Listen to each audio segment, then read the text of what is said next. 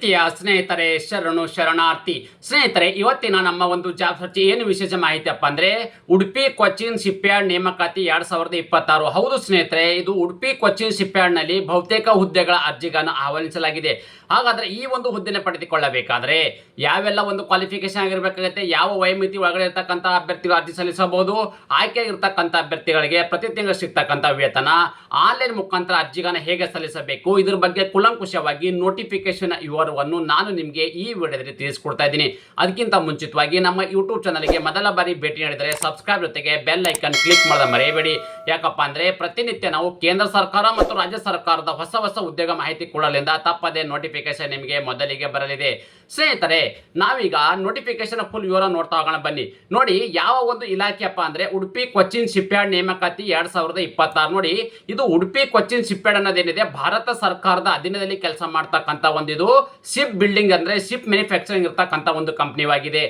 ಒಟ್ಟಾರೆ ಇರ್ತಕ್ಕಂಥ number of post ಎಷ್ಟು ಕರೆದಿದ್ದಾರೆ, 15 ಹುದ್ದೆಗಳ ಅರ್ಜಿಗಳನ್ನು ಆಹ್ವಾನಿಸಲಾಗಿದೆ. ಸೆಲೆಕ್ಷನ್ ಆಗಿರ್ತಕ್ಕಂಥ ಅಭ್ಯರ್ಥಿಗಳನ್ನ ಕರ್ತವ್ಯವನ್ನ ಎಲ್ಲಿ ನಿರ್ವಹಿಸಬೇಕಪ್ಪ ಅಂದ್ರೆ ಕೊಚ್ಚಿನ್ ಕೇರಳದಲ್ಲಿ ಇರ್ತಕ್ಕಂಥದ್ದು ಒಂದು ಮೇನ್ ಪ್ಲಾಂಟ್ ಆಗಿದೆ.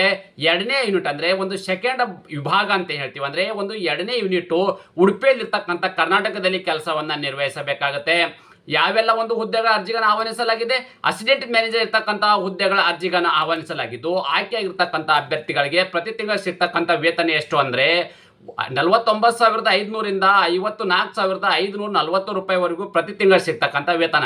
ಸ್ನೇಹಿತರೆ, ಮುಖ್ಯವಾಗಿರ್ತಕ್ಕಂಥ ಪ್ರಶ್ನೆ ಏನಪ್ಪಾ ಅಂದ್ರೆ ಈ ಒಂದು ಹುದ್ದೆನ ಪಡೆದುಕೊಳ್ಳಬೇಕಾದ್ರೆ ಯಾವೆಲ್ಲ ಒಂದು ಕ್ವಾಲಿಫಿಕೇಶನ್ ಹೊಂದಿರಬೇಕು ಅಂದ್ರೆ ಎಜುಕೇಶನ್ ಕ್ವಾಲಿಫಿಕೇಶನ್ ಏನಾಗಿರ್ಬೇಕಪ್ಪ ಅಂದ್ರೆ ನೋಡಿ, ಇದಿರ್ತಕ್ಕಂಥದ್ದು UCG SL ಇರ್ತಕ್ಕಂಥ ಅಫಿಷಿಯಲ್ ನೋಟಿಫಿಕೇಶನ್ ಅಂದ್ರೆ ಉಡುಪಿ ಕೊಚ್ಚಿನ್ ಶಿಪ್ಯಾರ್ಡ್ ನೋಟಿಫಿಕೇಶನ್ ಒಂದು ಅಫಿಷಿಯಲ್ ನೋಟಿಫಿಕೇಶನ್ ಪ್ರಕಾರ ಏನಾಗಿರ್ಬೇಕಂದ್ರೆ ಕಂಪ್ಲೀಟೆಡ್ ನೀವು ಡಿಪ್ಲೊಮಾ ಆಗಿರಬೇಕು, ಡಿಗ್ರಿ ಅಥವಾ ಡಿಪ್ಲೊಮಾ ಅಥವಾ ಡಿಗ್ರಿ ಆಗಿರಬೇಕು. ಡಿಗ್ರಿಲಿ ಯಾವುದಪ್ಪ ಅಂದ್ರೆ ಮೆಕ್ಯಾನಿಕಲ್ ಇಂಜಿನಿಯರಿಂಗ್ ಆಗಿರ್ಬೋದು, ಎಲೆಕ್ಟ್ರಿಕಲ್ ಇಂಜಿನಿಯರಿಂಗ್ ಆಗಿರ್ಬೋದು, ಮಾಸ್ಟರ್ ಡಿಗ್ರಿ ಇಂಜಿನಿಯರಿಂಗ್ ಆಗಿರ್ಬೋದು, ಪೋಸ್ಟ್ ಗ್ರಾಜ್ಯುಯೇಷನ್ ಆಗಿರ್ತಕ್ಕಂಥ ಅಭ್ಯರ್ಥಿಗಳು ಈ ಒಂದು ಹುದ್ದೆಗೆ ಅರ್ಜಿಗಳನ್ನ ಸಲ್ಲಿಸಬಹುದಾಗಿದೆ.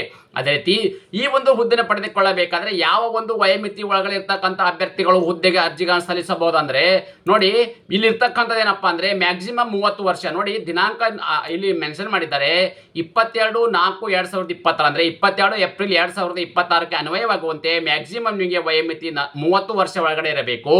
ಅದರಲ್ಲಿ ಕೂಡ ವಯೋಮಿತಿಯಲ್ಲಿ ಕೂಡ ಸಡಿಲಿಕೆ ಇಡಲಾಗಿದೆ. ಯಾರೆಲ್ಲ ಅಭ್ಯರ್ಥಿಗಳಿಗೆ ವಯೋಮಿತಿಯ ಸಡಿಲಿಕೆ ಇಡಲಾಗಿದೆಯಪ್ಪ ಅಂದ್ರೆ OBC ಅಭ್ಯರ್ಥಿಗಳಿಗೆ 3 ವರ್ಷಗಳ ಕಾಲ ವಯೋಮಿತಿಯ ಸಡಿಲಿಕೆವಿದ್ದರೆ SC/ST ಅಭ್ಯರ್ಥಿಗಳಿಗೆ 5 ವರ್ಷಗಳ ಕಾಲ ವಯೋಮಿತಿಯಲ್ಲಿ ಸಡಿಲಿಕೆ ನೀಡಲಾಗಿದೆ.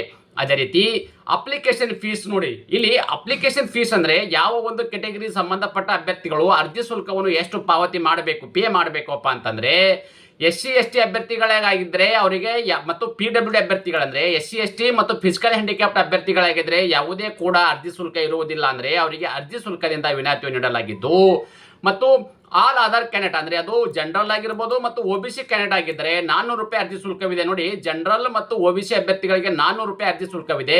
ಈ 400 ರೂಪಾಯಿ ಅರ್ಜಿ ಶುಲ್ಕವನ್ನು ಹೇಗೆ ಪಾವತಿ ಮಾಡಬೇಕಪ್ಪ ಅಂದ್ರೆ ನೀವು ಆನ್ಲೈನ್ ಅಪ್ಲಿಕೇಶನ್ ಹಾಕಬೇಕಾದ್ರೆ debit card, credit card, net banking, PhonePe, Google Pay ಮುಖಾಂತರನು ಈ ಒಂದು ಅರ್ಜಿ ಶುಲ್ಕವನ್ನು ನೇರವಾಗಿ ಪಾವತಿ ಮಾಡಬಹುದಾಗಿದೆ.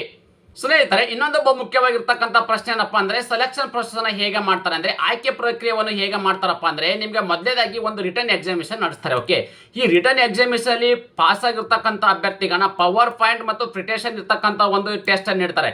ಇದರಲ್ಲಿ ಪಾಸ್ ಆಗಿರ್ತಕ್ಕಂಥ ಅಭ್ಯರ್ಥಿಗಳನ್ನ ಫೈನಲ್ ಆಗಿ ಇಂಟ್ರೂನ್ ಮಾಡಿ ಡಾಕ್ಯುಮೆಂಟ್ ವೆರಿಫಿಕೇಶನ್ ಮಾಡ್ತಾರೆ. ಇದಾದ ನಂತರ ಮೆರಿಟ್ ಆಧಾರದ ಮೇಲೆ ಅಭ್ಯರ್ಥಿಗಳನ್ನ ನೇಮಕಾತಿ ಮಾಡಲಾಗುವುದು. ಅದೇ ರೀತಿ ಈ ಒಂದು ಹುದ್ದೆನ ಅರ್ಜಿಗಳನ್ನ ಹೇಗೆ ಸಲ್ಲಿಸಬೇಕಪ್ಪ ಅಂದ್ರೆ ಎಲ್ಲಾ ಒಂದು ಅಭ್ಯರ್ಥಿಗಳು ಆನ್ಲೈನ್ ಮೂಲಕವೇ ಅರ್ಜಿಗಳನ್ನ ಸಲ್ಲಿಸಬೇಕು. ಯಾವುದ್ರ ಮುಖಾಂತರ? ಆನ್ಲೈನ್ ಮೂಲಕವೇ ಅರ್ಜಿಗಳನ್ನ ಸಲ್ಲಿಸಬೇಕು. ಆನ್ಲೈನ್ ಮೂಲಕ ಅರ್ಜಿಗಳನ್ನ ಹೇಗೆ ಸಲ್ಲಿಸಬೇಕೆಂಬುದನ್ನು ಮುಂದೆ ಹೇಳುತ್ತೇನೆ, ಗಮನಿಸಿ. ಸ್ನೇಹಿತರೆ, ಇಂಪಾರ್ಟೆಂಟ್ ಡೇಟ್ಸ್ ಬಗ್ಗೆ ನಾವು ಮೊದಲಾಗಿ ಮಾಹಿತಿ ನೋಡ್ತಾ ಹೋಗೋಣ ಬನ್ನಿ. ಇಂಪಾರ್ಟೆಂಟ್ ಡೇಟ್ಸ್ ಯಾವಾಗಪ್ಪ ಅಂದ್ರೆ ನೋಡಿ, ಅಪ್ಲಿಕೇಶನ್ ಪ್ರಾರಂಭ ದಿನಾಂಕ ಯಾವಾಗಪ್ಪ ಅಂದ್ರೆ 2/4/2026 ಪ್ರಾರಂಭವಾಗಿದ್ದು ಅರ್ಜಿ ಸಲ್ಲಿಸಲು ಕೊನೆಯ ದಿನಾಂಕ ಯಾವಾಗಪ್ಪ ಅಂದ್ರೆ 22 ಏಪ್ರಿಲ್ 2026. ನೋಡಿ, ಅರ್ಜಿ ಸಲ್ಲಿಸಲು ಕೊನೆಯ ದಿನಾಂಕ 22 ಏಪ್ರಿಲ್ 2026.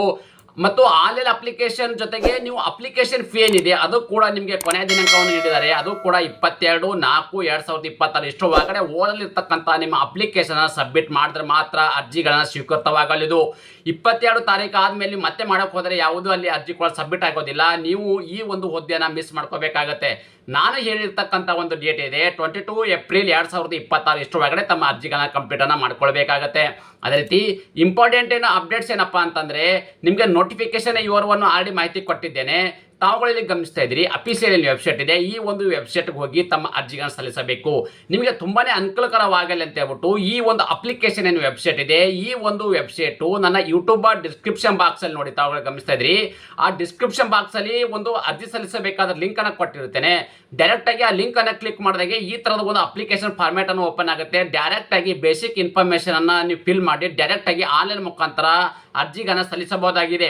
ಇಲ್ಲಪ್ಪ ಅಂದ್ರೆ ನಮ್ಮ ಕಡೆಯಿಂದ ಅರ್ಜಿಗಳನ್ನ ಬಯಸುವ ಅಭ್ಯರ್ಥಿಗಳು ನಾನು ಅಲ್ಲಿ ವಾಟ್ಸ್ಆಪ್ ನಂಬರ್ ಕೂಡ ಕೊಡಲಾಗಿದೆ ಡಿಸ್ಕ್ರಿಪ್ಷನ್ ಬಾಕ್ಸ್ ಅಲ್ಲಿ. ನಮ್ಮನ್ನು ಕಾಂಟ್ಯಾಕ್ಟ್ ಮಾಡಿ ನಮಗೆ ಡಾಕ್ಯುಮೆಂಟ್ ಕಳಿಸ್ಕೊಟ್ರೆ ನಾವು ಕೂಡ ಅರ್ಜಿಗಳನ್ನು ಸಲ್ಲಿಸಿ ಮತ್ತೆ ನಿಮಗೆ ವಾಟ್ಸ್ಆಪ್ ಮುಖಾಂತರ ಒಂದು PDF ಫೈಲ್ ಅನ್ನು ಕಳಿಸಿಕೊಡಲಾಗುವುದು.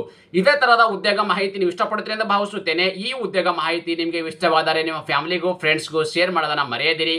ಧನ್ಯವಾದ.